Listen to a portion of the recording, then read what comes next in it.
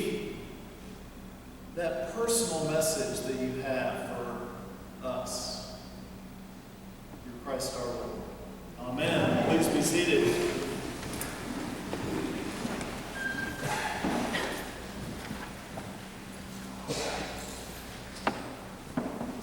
We've all heard great promises made by politicians. One jumps to mind: no new taxes. Can't remember that one. And of course, politicians are making many promises right now. Many of us made promises at our weddings. Many of us have made promises to our children.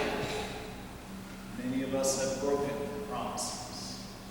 Many of us have promises that have been broken towards us. But today I want to talk about, as I did with the teenagers, the promise that God made to us, to each one of us, that He fulfilled. And normally I love to preach on the parable of the Good Samaritan. Such a powerful parable, and it's so needed today to love one another.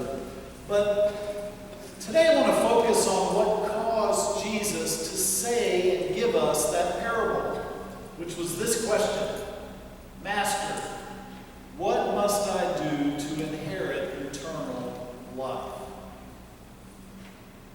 It was a lawyer, and he stood up, and he was trying to trick Jesus, but in actuality, it was a great question.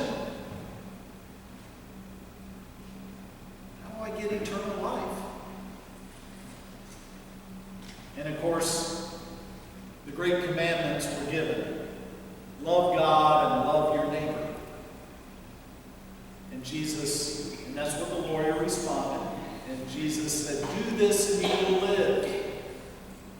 Now remember, Jesus said that to the lawyer before He died on the cross and rose again. So, before His death and resurrection, they had to keep the law.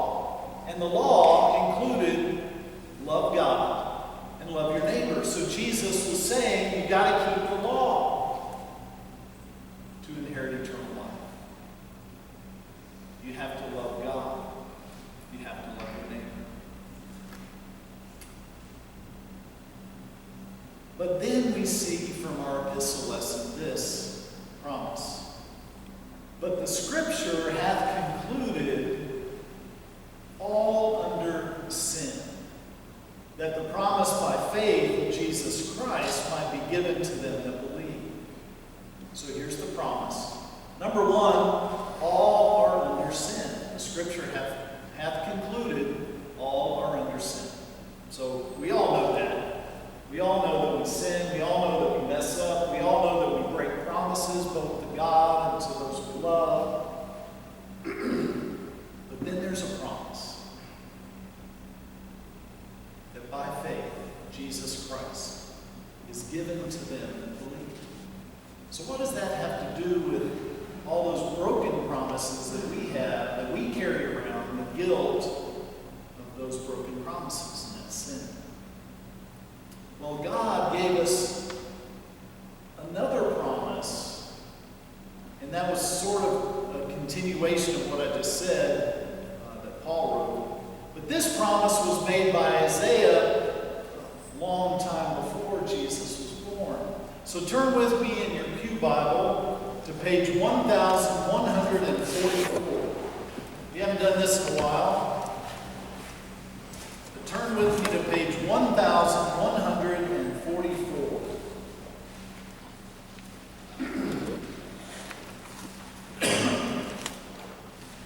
You'll be in the book of Isaiah, and you should be in the chapter 53, 1144.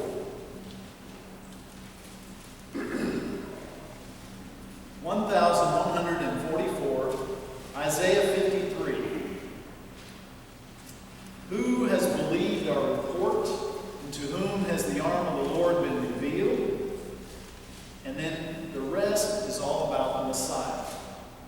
For he shall shall grow up before him as a tender plant, and as a root out of dry ground. He has no form or comeliness, and when we see him, there is no beauty that we should desire him.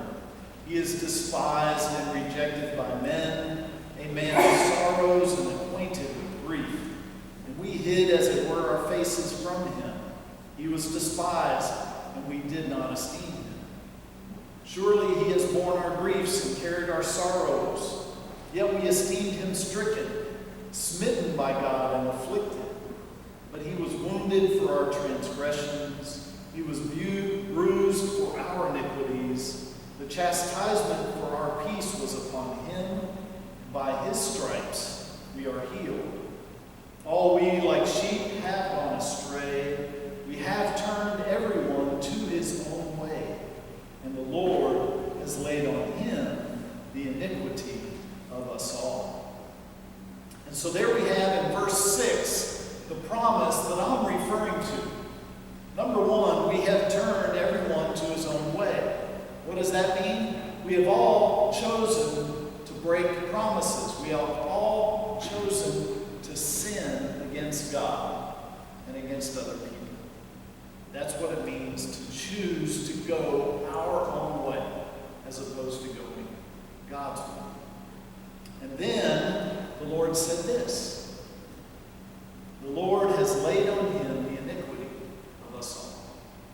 So what that means is, the promise is that when Jesus is on the cross, God will take all of those things that we have done wrong, all of the promises we've broken, all of the iniquity that we have done, all of the sins that we have committed, and put them on Jesus, on the cross. That's the promise God made those thousands of years ago with Isaiah, and fulfilled in Jesus Christ. And then what Paul said was, by faith of Jesus Christ might be given to them that believe. So when we believe the promises of God that Jesus died on the cross and rose again, when we believe that, then we have all of the promises of God in our life, and including eternal life. And that's what the lawyer was asking about in the parable. How do I get eternal life? Well, Jesus couldn't tell them about the cross because they weren't ready to hear that. They had no concept of that. Even though they knew the scriptures and they knew Isaiah, they weren't ready to hear that. But he would understand the law. So he said, love God and love your neighbor. But then we know what happened after that. And Paul leads us to the truth of the promises that we can live into, which is choosing to believe in Christ. And when we choose to believe in Christ, we receive eternal life. Right now. Not at some moment in the future when we die, but eternal life begins right now. And our lives change right now. We become, in that moment, servants of the King of Kings and Lord of Lords. You become his servant. And as our collect for peace that we said today so beautifully puts it, whose service is perfect freedom. Defend us, thy humble servants. Now, what you need to know about that language and how we think about servants today is you are choosing to be a servant of God. You're not forced to be a servant of God. It's your choice. You don't have to follow God. You don't have to be a follower of Jesus Christ. You can, as Scripture said in Isaiah, go your own way and walk away. Or you can choose to follow Christ. And when you do, you're choosing to be a servant. You're choosing to serve Christ. And within that service, you have perfect freedom to serve Him. That's what that means. We are walking in the light of Christ. We are walking His salvation is ours from that moment on. We are His sheep. He is the shepherd. And so in choosing to be a servant, you're choosing to serve Him freely. That's what it means when it says service is perfect freedom. You are serving Him perfectly with your free will. Why? Because of love. We cannot accept Christ unless we love Him. Unless we recognize that God loves us. It's the only way. That's why Jesus went to the cross. Because He loves us.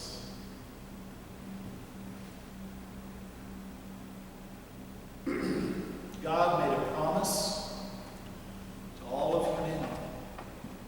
And He made a promise to you. And He kept His promise. Now you and I get to choose. Will we accept that promise in our lives and walk with Him? I want to end with this one verse, because when we choose to accept that promise, we walk in His light. And that's what Peter said in 1 Peter 2:9. You are a chosen race, a royal priesthood, a holy nation, a people for His own possession, that you may proclaim the praises of Him who called you out of darkness into His marvelous light.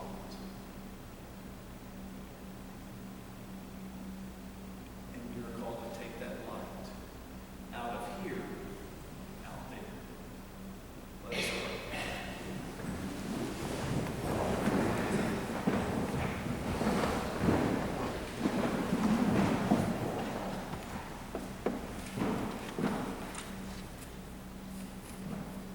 Almighty God, I thank You and praise You for the light of Jesus Christ that shines into our lives, revealing the dark places of our lives so that we might confess them and receive Your forgiveness. So, Lord, I pray that each person here would see and know Your love in their lives and accept Your forgiveness. Believe in Your Son, Jesus Christ, in His death and resurrection. So, Lord, as we do that, I pray that each one of us who have done that would walk in His light